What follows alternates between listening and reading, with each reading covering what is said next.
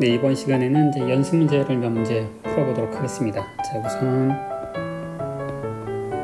12.3번 문제는 이런 함수의 푸리에 트랜스폼을 한번 계산해보라 이거예요. 마이너스 1, 플러스 1, 0 이제 세 개의 값을 갖는데 x가 마이너스 파이에서 0 사이에서는 마이너스 1, 그 다음에 0과 파이 사이에서는 1, 그 다음에 나머지 구간에서는 다 0. 그래프로 그리자면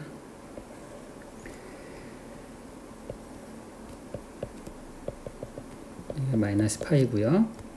여기가 플러스 파이예요. 함수의 그래프가 이제 이렇게 생긴. 자, 이 함수는 어떤 대칭이죠? 이 함수는 이제 원점 대칭 함수네요. 그래서 이것은 이제 푸리에 트랜스폼을 하면 이제 사인 트랜스폼이 될 텐데, 굳이 그냥 일단은 그거 생각하지 않고 그냥 바로 일반적인 푸리에 트랜스폼을 한번 해보겠습니다. 이제 g 알파는 자, 원래 이제 마이너스 차근차근 한번 써봅시다. 얘는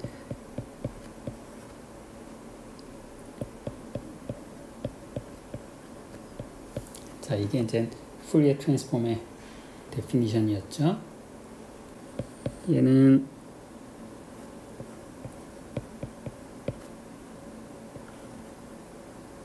마이너스 파이에서부터 0까지는 함수값이 마이너스 1이었고요.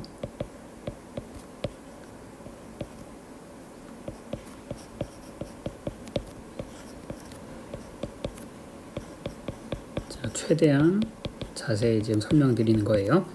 여러분 이거 눈으로 보면 그 지루할 테니까 여러분들도 계산을 따라하면서 한번 해보십시오.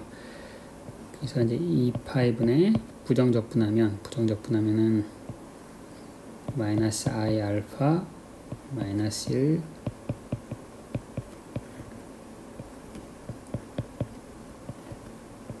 그 다음에 저쪽은 마이너스 i 알파분의 1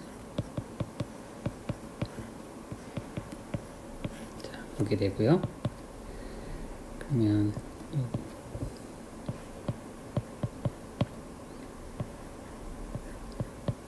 i 알파분의 1에 1 마이너스 i 파이 알파 그 다음에 exponential 마이너스 i 파이 알파 빼기 1 자, 이렇게 되고요. 그러면 이제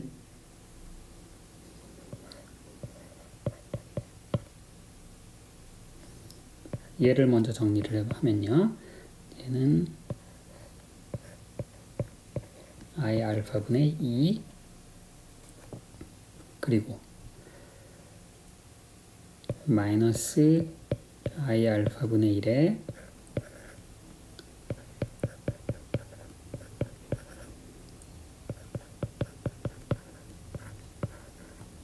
이렇게 되네요. 자, 그럼 이제 얘는 뭐냐면은 2배의 코사인 파이 알파, 그렇죠? 그래서 이제 결과는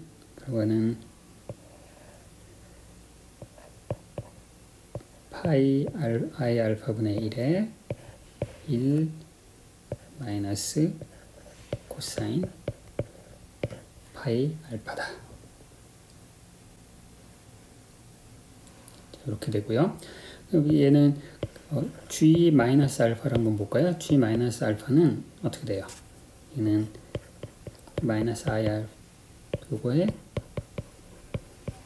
자, 이렇게 되죠? 그럼 얘는 뭐예요? g 알파에 i에다 마이너스 i를 대입했으니까 g 알파의 컴플렉스 컨주게이트죠. 이거는 이제 일반적인 성질이에요. 왜냐? 내가 푸리에 트랜스폼 하는 이 함수가 원래 그 리얼 실수값만 갖고 있잖아요. 그 실수값을 가질 때는 푸리에 시리즈나 푸리에 트랜스폼이나 서로 인덱스가 마이너스가 되면 그냥 컴플렉스 컨주게이트가 되는 그런 관계에 있다. 이제 그거죠. 네, 그래서 이제 이 내용은 지우고요. 여러분 이 푸리에 트랜스폼 해봤더니 좀 귀찮은 i가 여기 하나 붙어 있네요. 자, 이 i가 왜 생겼을까요? 왜 생겼냐면은 자, 이 함수는 아까 말씀드렸지만 이제 원점 대칭 함수예요. 그렇죠? 원점 대칭 함수일 때는 푸리에 트랜스폼을 하면 사인 시리즈만 살아남는다고 했고 그 사인 시리즈를 하면 그 앞에 이제 i가 항상 남는다고 했잖아요. 그래서 그 i가 여기 이제 살아나는 거예요.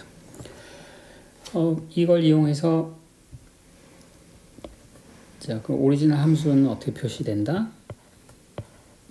fx는 자, fx는 어떻게 표시되냐면은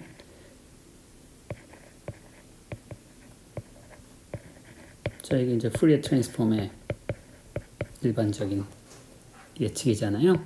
근데 여기다 g 알파를 집어넣는 거지. 지금 좀 전에 계산한 d 알파에 파이 i 알파 exponential i 알파 x 이제 이렇게 되는 거죠. 그래서 자, 이게 상당히 좀 익숙하지 않은 이제 복잡해 보이는 이런 표현식이 있는데 이걸 적분하면 뭐가 된다? 적분해서 그래프를 그리면 뭐가 된다? 이제 요게 된다. 요게 된다.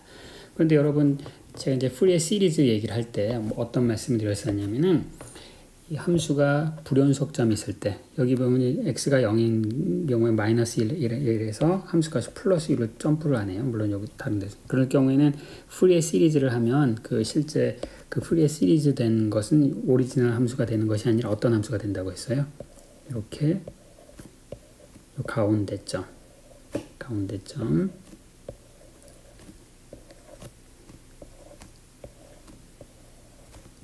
요런 함수가 된다고 말씀드렸죠. 이게 지금 푸리에 시리즈를 극한을 취해서 얻은 결과이기 때문에 여기서도 똑같은 그런 이제 성립해요. 그래서 이걸 이용해서 여러 가지 재미있는 이제 수학적인 아이덴티티를 유도할 수 있는데 여기 보시면은 이게 예제 그 연습 문제 12-23을 보면 이제 여기에서 출발해서 요 표현식이 요 함수의 푸리에 트랜스폼이다라는 그걸 이용하고 그 다음에 이제 이것을 내가 얘를 오일러 공식을 이용해서 코사인 알파 x 더하기 i 사인 알파 x로 쓸 수 있는데 코사인 알파 x는 무시해도 돼요. 왜냐면은 이게 원점 대칭 함수이기 때문에 적분하면 사라져요. 그래서 결국 사인만 살아남고 이 i는 캔슬되죠. 그렇죠? 그래서 이 관계식을 잘 이용하고 x에다가 예를 들어서 파이를 대입한다든가 아니면 x에다가 0을 대입한다든가 이제 그런 방식으로 여기 재미있는 항등식을 유도할 수 있는데 이제 그건 여러분들이 한번 이제 요 연습 문제 가이드가 있으니까 그 가이드를 따라가면서 잘 한번 확인을 해 보십시오. 그 다음 연습 문제로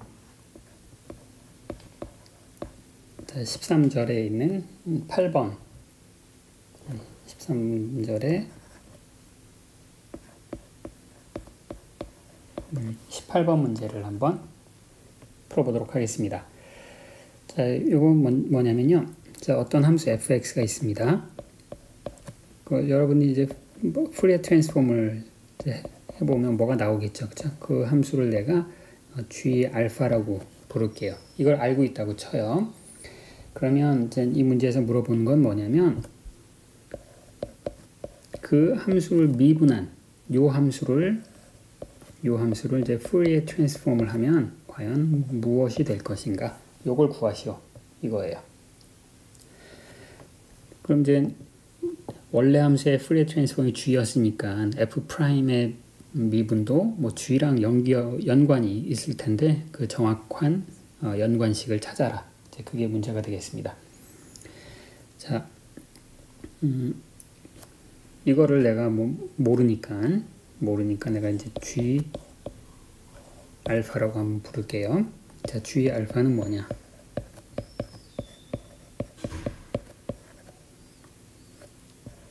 f 프라임의 푸리어 트랜스포메이션이다.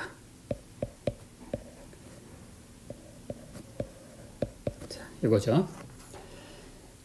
근데 내가 알고 있는 건 f에다가 exponential 마이너스 i 알파 x를 적분한 걸 알고 있으니까 내가 이걸 변환을 해야 되겠네. 어떻게 변환을 해? 부분적분으로 변환하면 되는 거죠. 부분적분으로. 자, 부분적분으로 하려면은 제가 이제 부분적분 제가 사용하는 방식 지난번에 설명드렸죠. 예, 작, 큰, 큰. 그 다음에 큰, 큰, 작.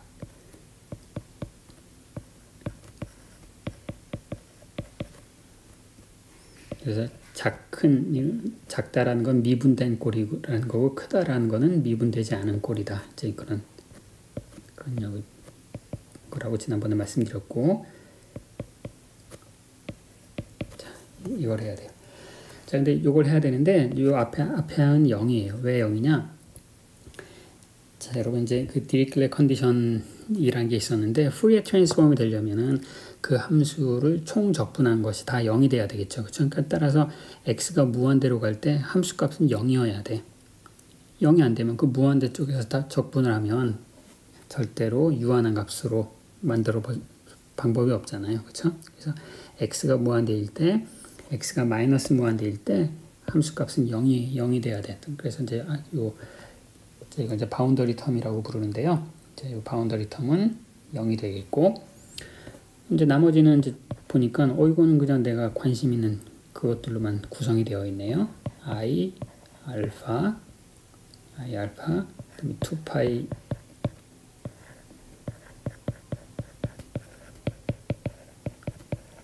근데 요게 바로 g 알파죠.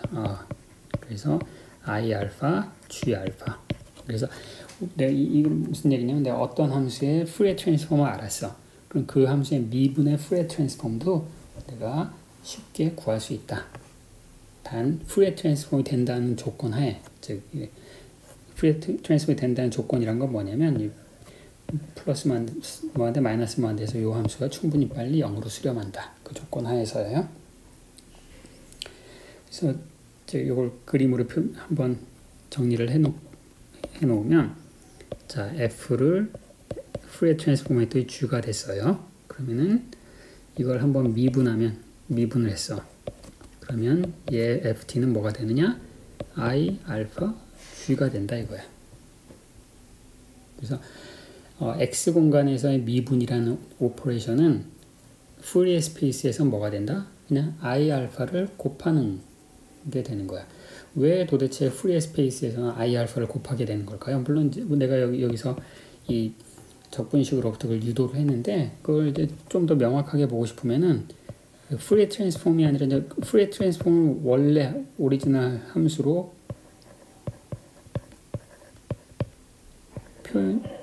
이제 이런 적분을 하면 되잖아요. 그렇죠? 자, 여러분 여기서 이 함수를 미분해봐. fx를 미분해봐. fx를 미분하면은, 자, 미분과 적분은 순서를 바꿀 수 있고, 왜냐면 여기 적분은 알파고 미분은 내가 x로 하고 있으니까 순서를 마음대로 바꿀 수 있어요. 곱하기 g 알파는 그대로 있고, 그 다음에 exponential i 알파 x를 x로 미분하면 i 알파 exponential i 알파 x dx가 되잖아. 자, 근데 어떤 함수가 있는데 그 함수를 exponential i 알파 x를 곱해서 누군가에 곱해서 알파로 총 적분하면 그게 그 함수가 되는. 그럼 요걸 우리가 뭐라고 부른다? 그 함수의 푸리어 트랜스폼이라고 부른다고 했잖아요. 그렇죠? 그래서 우리가 미분이라고 하는 것은 이제 푸리어 스페이스에서는 아주 간단한 작용이 되는 거예요. 미분이라고 하는 것은 그냥 곱하기가 되는 거예요. 그렇죠? 자, 이런 건 이제 어디에다 응용할 수 있냐면, 여러분 이제 역학 시간에 배우셨을지도 모르겠습니다.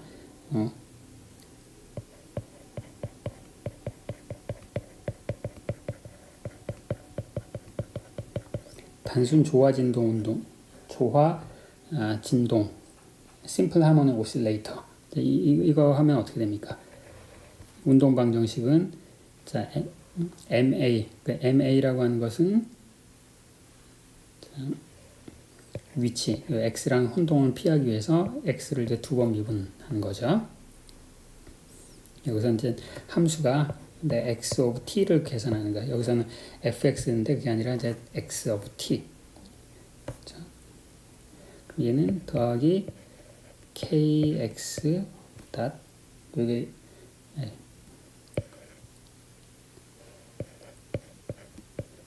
플러스 감마 x 닷 이게 이제 댐핑이고요. 마이너스 감마 v 속도.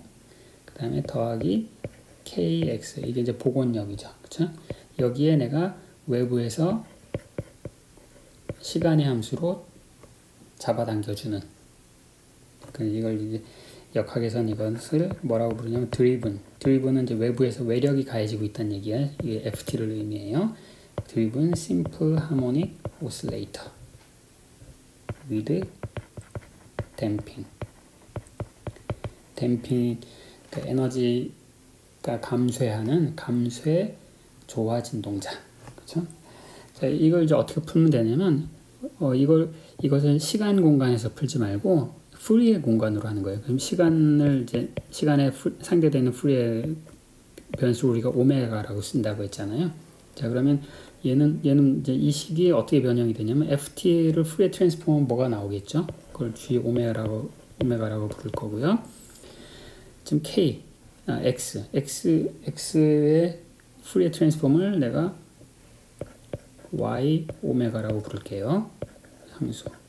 그럼 X를 한번 미분한 거에 푸리에 트랜스폼은 걔는 뭐라고 했어요? I 오메가. 그 다음에 한 번 미분할 때마다 I 오메가가 튀어나오니까 마이너스 M 오메가 제곱 Y 오메가. 그래서 Y 오메가를 미분 방정식을 다 풀었네. 원래 미분 방정식 푸는 거 원래 어려운 일인데 미분 방정식이 푸리에 스페이스로 가니까 뭐가 됐어요?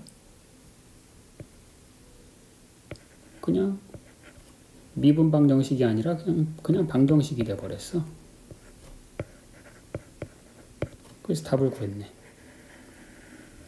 구해버렸어요. 이게 바로 답이야. GY. Driven Simple Harmonic Oscillator with Damping을 그냥 순식간에 우리가 문제를 풀었어요. 이걸 가지고 내가 위치를 그럼 구해봐. 그럼 위치는 어떻게 해요? 위치는 그냥 좀 전에 구한 y 오메가를 익스포넨셜 i 오메가 t 해서 모든 오메가로 적분하면 되는 거잖아요. 그렇죠? 이게 바로 이 푸리에 트랜스폼의 위력이에요. 그 위력은 어디서 나오느냐? 바로 이 관계식에서 나오는 거야. 푸리에 스페이스에서는 미분이 아주 쉬워진다. 그러니까 이제 이 푸리에 트랜스폼의 이제 여러 가지 응용을 이제 배우시게 될 텐데 그 중에 이제 대표적인 것 중에 하나가 아까 설명드렸던 이제 구조를 분석할 때 우리가 구조를 x 공간에서 보느냐, k 공간에서 보느냐, 엑스레이 디프렉션, 뭐 회절 이런 거 할 때 이제 그런 말씀을 드렸고 또 하나는 이런 미분 방정식을 풀 때 굉장히 유용하고 그리고 이제 여러분들이 이제 양자역학을 배우게 될 때는 그야말로 이 푸리에 트랜스폼 혹은 이제 푸리에 시리즈의 위력이 얼마나 대단한가 이제 그런 것들을 절감하시게 될 거예요. 이 책에도 그 양자역학에 대한 이제 그 몇 가지 응용들이 나오는데 이제 나중에 숙제로 낼 테니까 차근차근 한번 풀어보도록 하십시오.